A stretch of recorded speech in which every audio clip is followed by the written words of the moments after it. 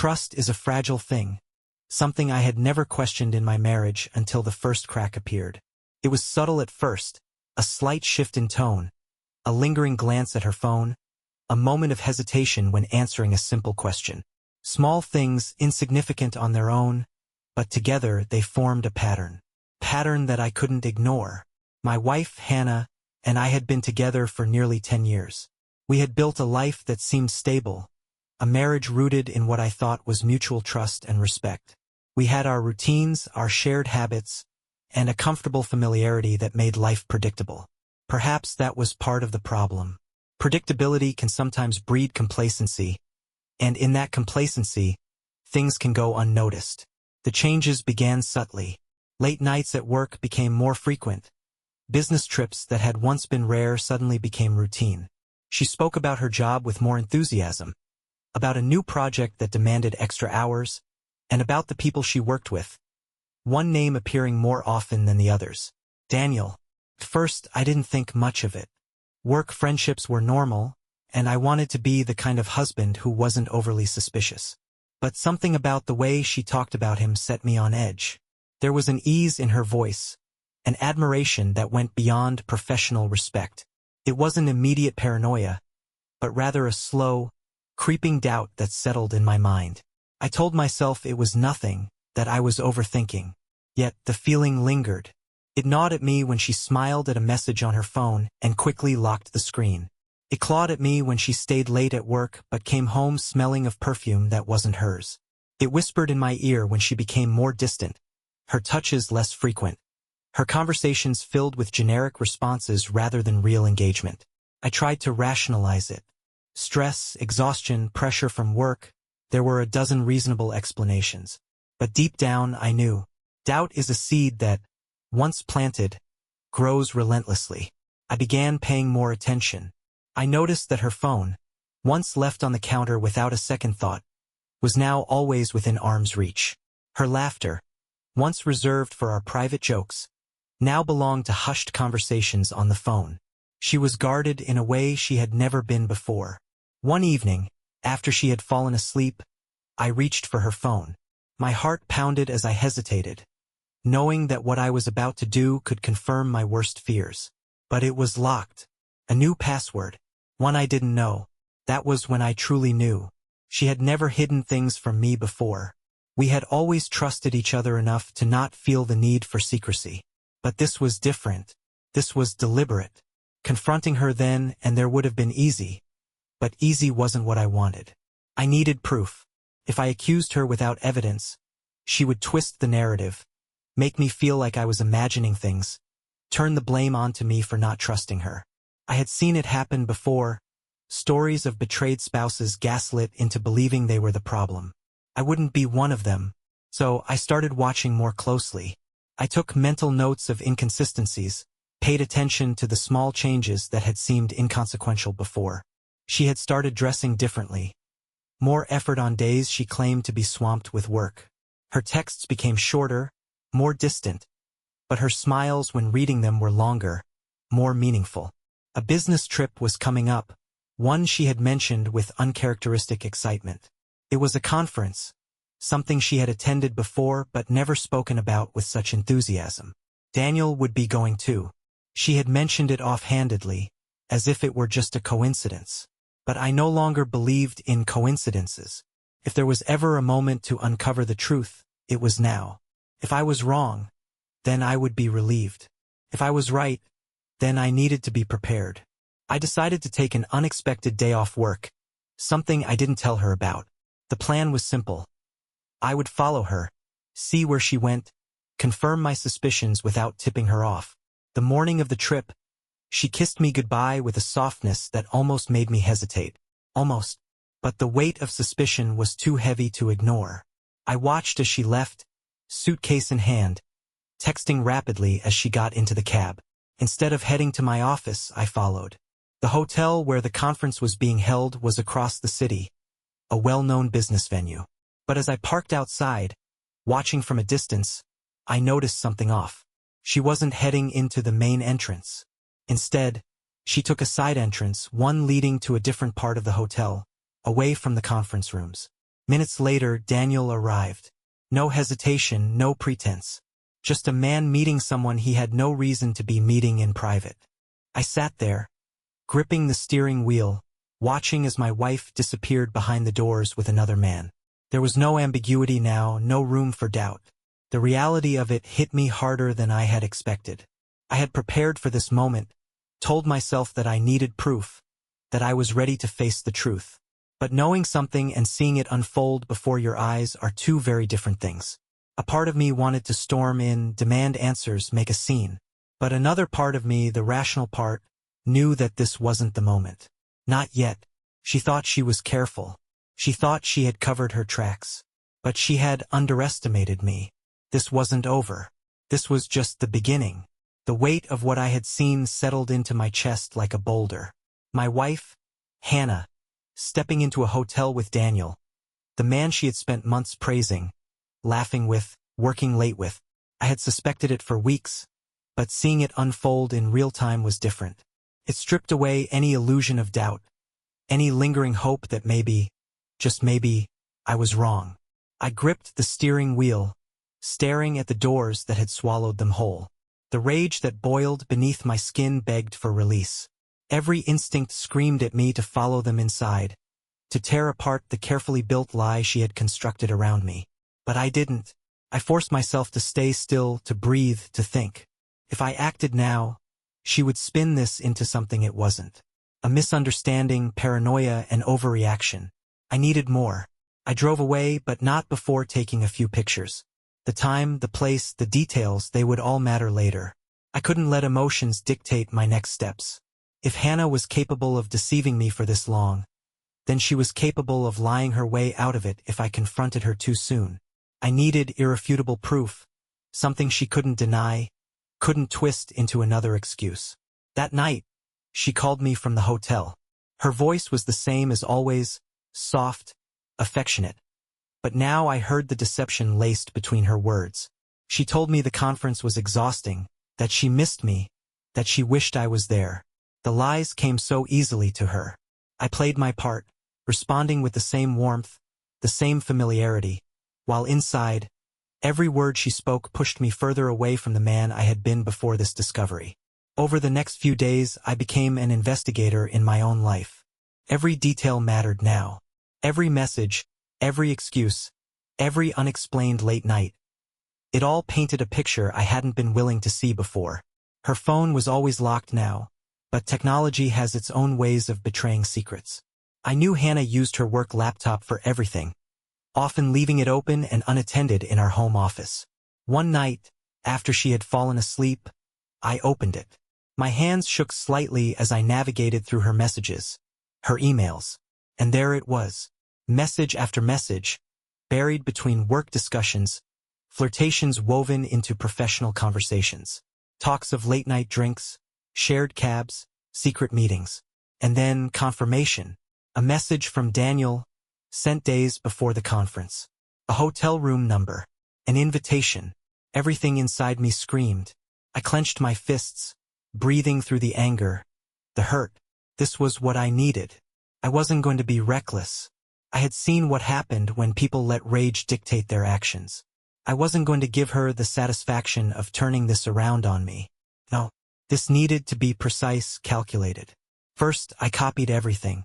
Screenshots, emails, messages. I sent them to a secure folder, ensuring that nothing could be erased, no evidence destroyed. If she thought she could gaslight her way out of this, she was sorely mistaken. Then, I reached out to someone I hadn't spoken to in a long time. Mark, an old friend, someone who had experience in situations like this. He had gone through something similar, and he had learned the hard way how betrayal twisted people into versions of themselves they never thought possible. Mark listened as I told him everything, his silence heavy with understanding. He didn't offer sympathy, didn't tell me it would be okay. He simply asked what I planned to do. I told him the truth. I wasn't going to destroy Hannah in a fit of rage. That would be too easy for her. She had spent months, maybe years, crafting this deception. She had built a house of lies, brick by brick, and she believed it was strong enough to withstand the truth. I was going to prove her wrong. Hannah returned from her trip 2 days later. She walked through the door, smiling as if nothing had changed, as if she hadn't spent a weekend in another man's bed. I watched her carefully, memorizing the way she moved, the way she greeted me with a kiss, the way she settled into the couch, scrolling through her phone like she had nothing to hide. She asked about my week.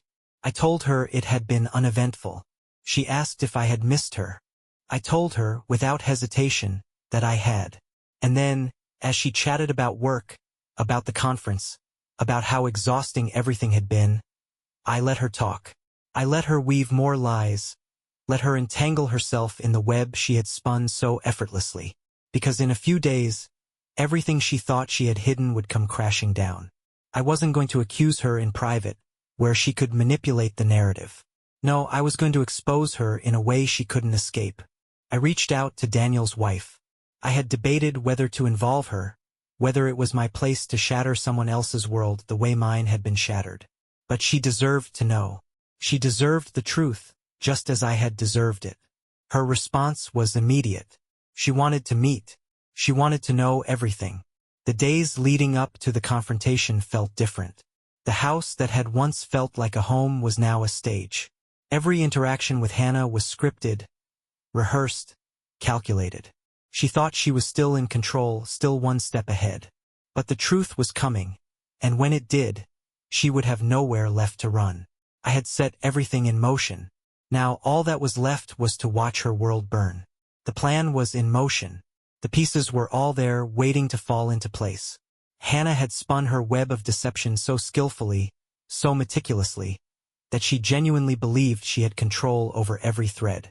But she had underestimated me. She had mistaken my patience for ignorance, my silence for complacency. She was about to learn just how wrong she was. Daniel's wife, Olivia, had taken the news with a quiet fury. She had suspected something, much like I had, but never had the proof. When I showed her the messages, the hotel receipts, the timestamps that aligned all too perfectly, something in her hardened. She thanked me for telling her, and then she asked a simple question. How do we make them pay? That was when I knew I wasn't alone in this. Betrayal breeds a certain kind of kinship, one forged in shared pain. Olivia had been lied to just as I had, and neither of us were willing to let them walk away unscathed. We planned carefully. The confrontation couldn't be private. It had to be undeniable, a spectacle that neither Hannah nor Daniel could manipulate.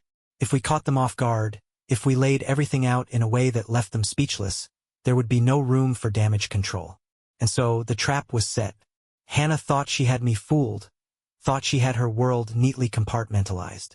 She moved through the days as if nothing had changed. Her texts remained guarded, her schedule still filled with sudden, late meetings and spontaneous work obligations. She still kissed me goodbye in the mornings, still wrapped her arms around me at night. And yet, she had no idea that I had already rewritten the script. The opportunity presented itself sooner than expected. A company dinner, something Daniel's firm was hosting for employees and their spouses. Hannah had mentioned it weeks ago, excitedly talking about how it would be a formal affair, an evening of networking and celebration. She had invited me, of course. She had to keep up the appearance of a devoted wife. But she had no idea that I had been planning to attend for my own reasons. Olivia and I coordinated everything. She confirmed that Daniel would be there with Hannah, that they would have their usual private time before the event began. We decided to arrive early, ensuring we were in place before they even stepped through the doors. I spent the hours leading up to it steadying my nerves. The rage was still there, simmering just beneath the surface, but it was controlled now. I wasn't going to lose my composure. I wasn't going to give Hannah the chance to twist this into something it wasn't. I would let the truth do the talking. The venue was extravagant, a 5-star hotel ballroom adorned with shimmering chandeliers and neatly arranged tables. Guests were arriving in expensive suits and elegant gowns, exchanging pleasantries and laughter over glasses of champagne. The air was thick with polished deception, a perfect backdrop for what was about to unfold. I spotted Hannah before she saw me. She was standing near the entrance, looking radiant in a navy blue dress, smiling at Daniel in a way that made my stomach twist. They were speaking in hushed tones, standing just a little too close, their body language betraying a familiarity that went beyond professional camaraderie. Olivia and I exchanged a glance. It was time. I stepped forward, cutting through the sea of guests. My heart pounded in my chest, but my voice was steady when I spoke her name. Hannah turned, the smile still on her face, until she saw me. It faltered just for a split second, but that was all I needed. The carefully constructed illusion she had built began to crack before my eyes. Daniel shifted uncomfortably beside her, his gaze darting between Olivia and me, as if already sensing the storm that was about to hit. I didn't give them time to react.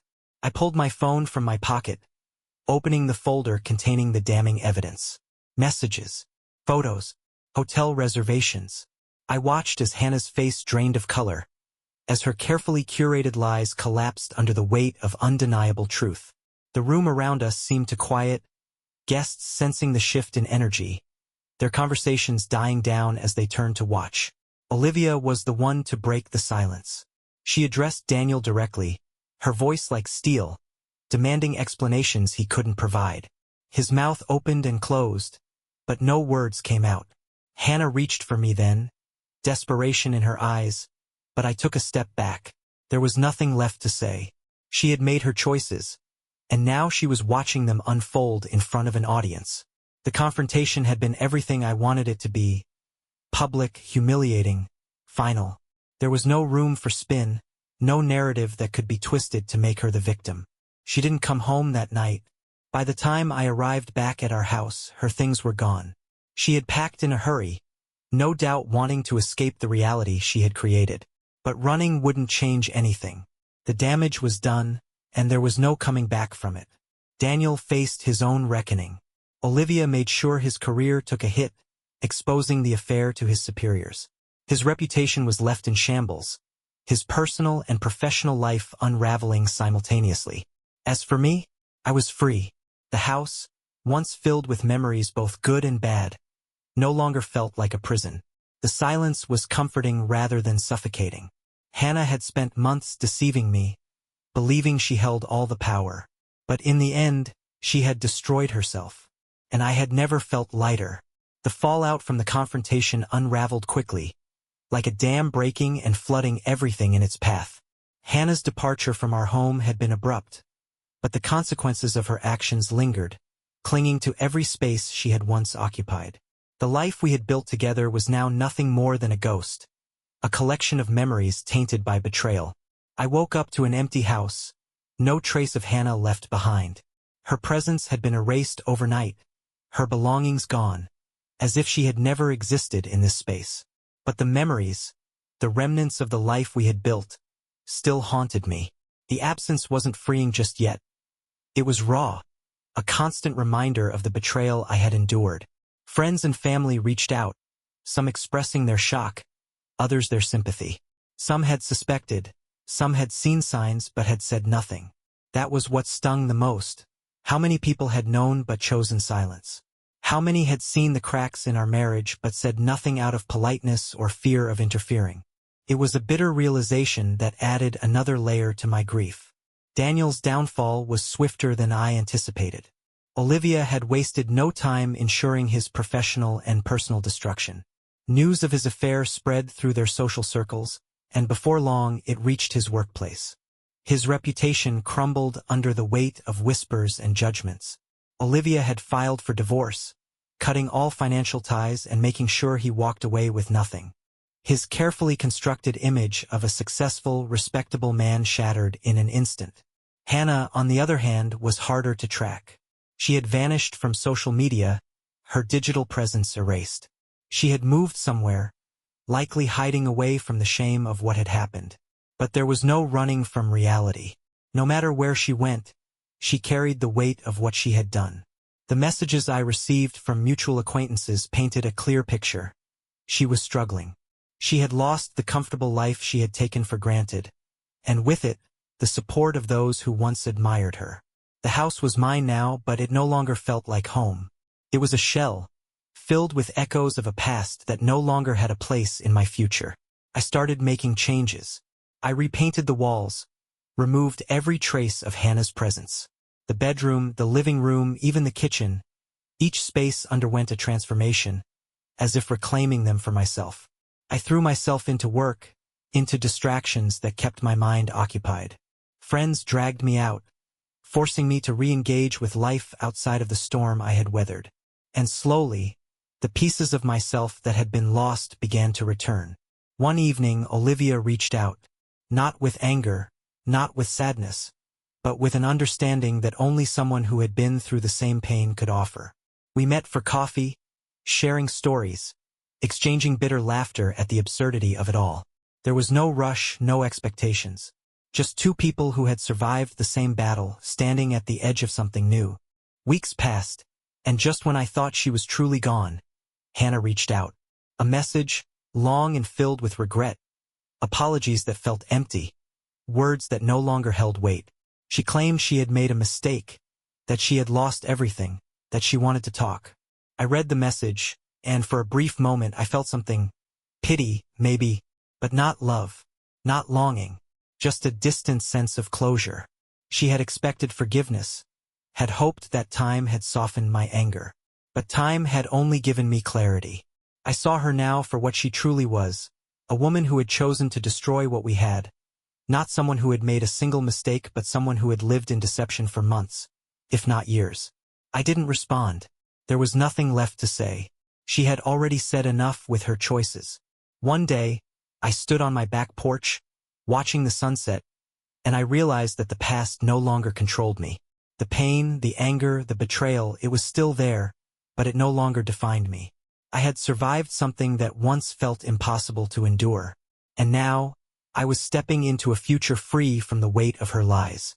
For the first time in a long time I was free, and the future was mine to shape. Months had passed since the confrontation that had shattered my marriage, and I had finally begun to settle into a life that was my own. The weight of Hannah's betrayal had once consumed me, but now, it was nothing more than a distant memory. The anger had dissipated, replaced by something else. Peace. The scars remained, but they no longer defined me. I had survived the worst, and in that survival I had found something I hadn't felt in a long time: freedom. The house, once a reminder of deception, had fully transformed into my sanctuary. Every piece of furniture, every newly painted wall, symbolized a fresh start. I had reclaimed this space, turned it into something entirely my own. The silence that once felt suffocating now brought comfort. I no longer felt the need to fill every quiet moment with noise or distraction. I embraced the solitude, using it as an opportunity to reflect on everything that had happened and everything that lay ahead. Work had become more than just a distraction. It had become a passion again. Without the emotional drain of a failing marriage, I threw myself into projects, climbed higher within my company, and found fulfillment in ways I hadn't in years. My colleagues noticed the change, and for the first time in a long while, I felt like I was truly in control of my future. Promotions that once seemed out of reach became possibilities, and with each success, I rebuilt my confidence. My social circle had also evolved. Friends who had distanced themselves during my marriage returned, offering support and camaraderie. New friendships blossomed, untainted by the past. I was no longer the man weighed down by suspicion and betrayal. I was simply me, living life on my terms. I went out more often, joined new groups, engaged in hobbies I had neglected for years. There was an entire world outside of what I had lost, and I was determined to embrace it. One evening, as I was finishing a late dinner at a quiet restaurant, I noticed a familiar figure at a nearby table: Olivia. We had remained in occasional contact since exposing Hannah and Daniel's affair, but we had never truly sat down without the shadow of our past looming over us. She noticed me, and after a moment of hesitation, she walked over. What began as casual conversation soon turned into something more. We spoke about healing, about how the experience had changed us. There was no bitterness, no resentment. Just two people who had been through the same storm and emerged on the other side. We continued to see each other, not out of necessity, but because we genuinely enjoyed each other's company. There was no rush, no pressure. Just an unspoken understanding that we had both survived something painful and were finally moving forward. She had suffered just as I had, and in that shared pain we found a bond neither of us had expected. Hannah attempted to reach out once more, sending a final message filled with empty words. Regret, longing, misplaced hope. She had lost everything. Her marriage, her reputation, her sense of stability. She wanted to talk, to explain, to rewrite the ending. I didn't respond. There was no need. She had chosen her path and I had chosen mine. The past was no longer a weight on my shoulders but a lesson that had shaped the person I had become. I thought back to the man I had been before all of this, the trusting, naive version of myself who never would have imagined that his wife could be capable of such betrayal. That man was gone now, replaced by someone stronger, someone wiser. The pain had refined me, stripped away illusions and forced me to see the world for what it was. But it had also given me something else, clarity. One evening, as I stood on my balcony, watching the sun dip below the horizon, I realized something profound. I was free. Free from lies, free from doubt, free to build something real. For the first time in years, I felt excitement about the future, about the possibilities that lay ahead. The past was behind me, and I had no desire to revisit it. My life was mine again, and I was determined to make the most of it. The road ahead was uncertain, but I was no longer afraid, because now I was the one writing the story. And this time it was going to be something worth telling.